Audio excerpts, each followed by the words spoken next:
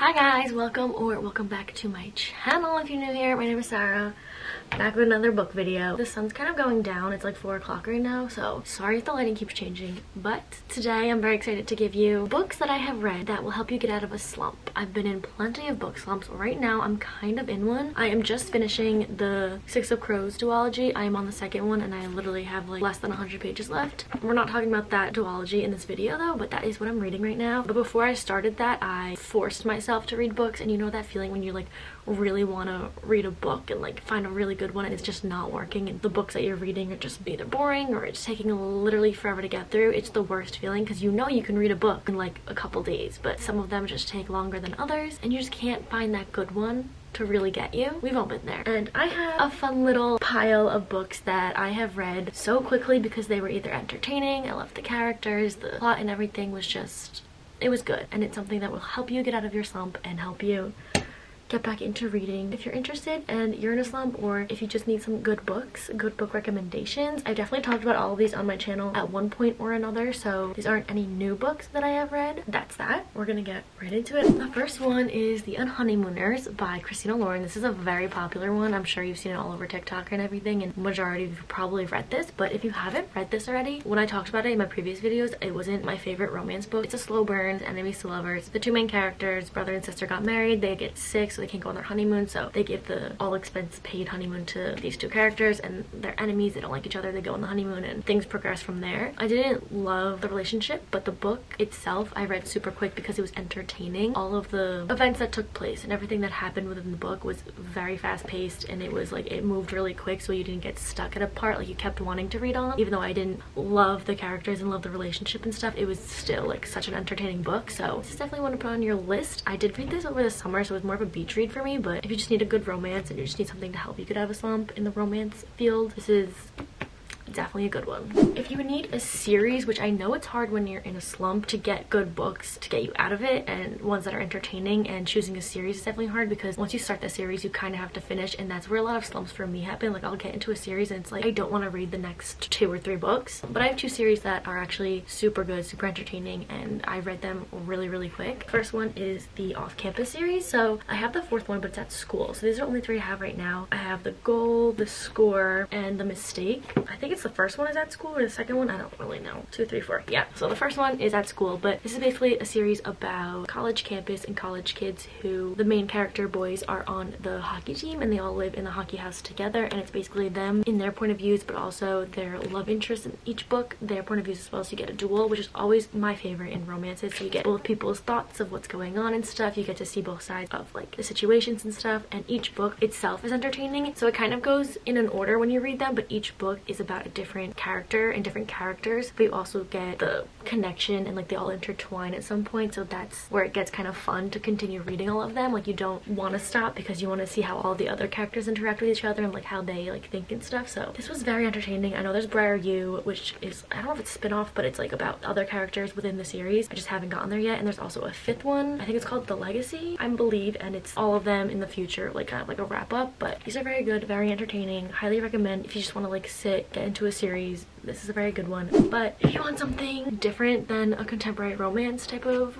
book, on my Kindle, it's literally dead right now. I have not used it in a while, but I read the Selection series earlier this year. That one is young adult and it's kind of like a dystopian bachelor meets princes and that kind of thing. There's like the main character gets sent into like this palace and the prince has to choose a wife to end up marrying, and it goes through that, and it's, I think there's 5 books, but the last 2 are about different character. The first 3 are like the main girl, but this is the same point of view all 3 books, so the story like continues. It's not like Off-Campus where they kind of intertwine, but they're not like you can read them as a standalone. But since it's young adult, it's very easy to read. It was super entertaining though, being that it was young adult, but it was very fast paced. Like I finished each book in like a day and a half, maybe even less. It was super quick but super fun to read, and it's very different than a contemporary romance, but it has like the romance in it, you know. Highly recommend if you haven't read it. I know that these ones that I'm talking about are very popular, but if you haven't read them yet and they're on your TBR or something, just I think you should read them. You should put them higher on your list. Okay, then switching over to a different type of genre. If you are more into thrillers, psychological thrillers, I have one for you. Some people don't love this one. Some people say it's hard to get into, and that was the opposite for me. I was actually very hooked from the beginning into this. I thought the story was so interesting. It's about this woman who one day just like kind of kills her husband, and no one knows why because she goes silent, and she's in this like psychiatric center. She's like a patient somewhere, and the psychotherapist, like the main character guy, goes and tries to interview her and get her to speak, but she doesn't speak. But things happen. I think the ending of this, like reading it and wanting to get to the ending, I got there so fast, and the ending, I think in my opinion, was very worth it. It was very entertaining, and people say that it's kind of eerie, like the setting and stuff, especially in the wherever she is. Where is she? A psychiatric unit. Yeah, if you want to just take a little bit of a switch, especially in like the winter, I feel like thrillers are kind of fun to read now instead of like a lighthearted thing. Like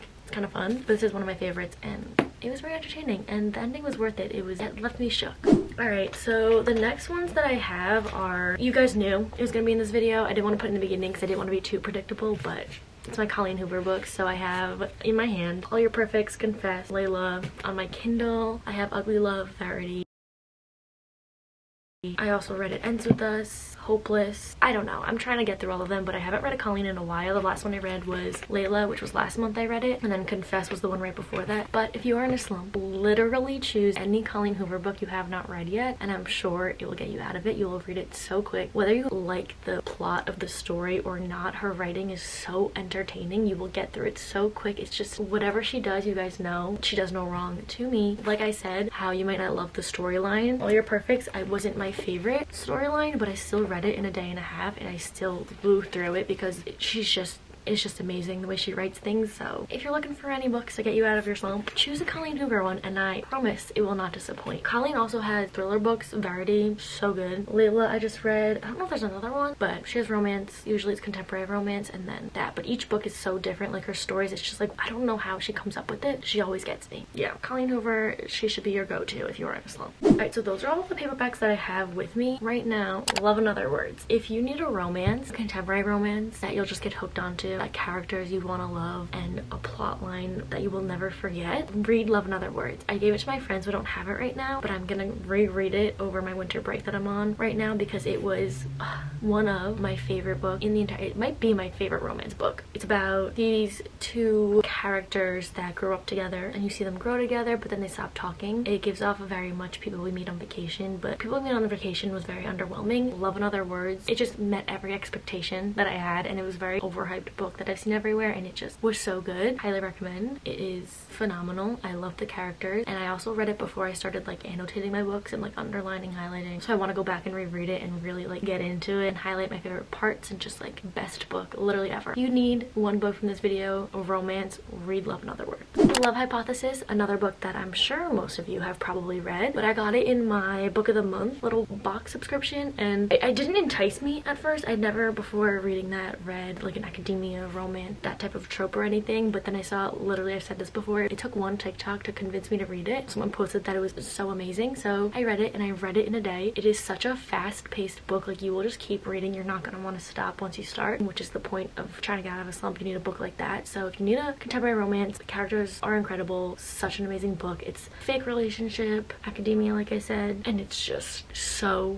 good. She did it so right. Everything about it. So if you haven't read that yet, because I know it's everywhere, you've definitely seen it, it's probably on your list somewhere, you should get to it. One book on my Kindle that I read that is not a romance specific genre, it has like subplots of it, but Malibu Rising by Taylor Jenkins Reid, I read in like 2 days. I got through it super quick, and I'm not a big Taylor Jenkins Reid writing fan like at all, but that book was so good. It's taking place like in the older times, sometime in 1900s, about a famous family and like the kids growing up, and like how the father is like famous and he's not in their lives anymore, and how they grew up without him and like their lives now. So good. It takes place in Malibu, obviously by the title Malibu Rising, and it's just like the scenery and the people and the characters, like it was just so good. So if you need one that's like not completely romance, but you need like an entertaining book, like that one is really good. You'll get through that one really quick. I read such a long time ago. It's a mystery, and it's by Elin Hilderbrand, which I love Elin Hilderbrand books, but they're definitely beach reads more specifically because they usually take place on Nantucket. But I thought it was so good. The only thing is like the ending is underwhelming, which is annoying, but getting to that part and like the whole book and like finding the connections with the characters is so good. Like you'll get through it so quick. It's about a wedding day, the maid of honor turning up dead, and then to figure out what happened, where everyone was at the time that the murder took place and everything like that. And you see everyone's connections. Like I said, the ending is not what I wanted it it to me. That's why I didn't love it, but it's still an ending. It wasn't crazy like I expected, but so good. So if you need something fast-paced like that, but like a mystery trying to solve one,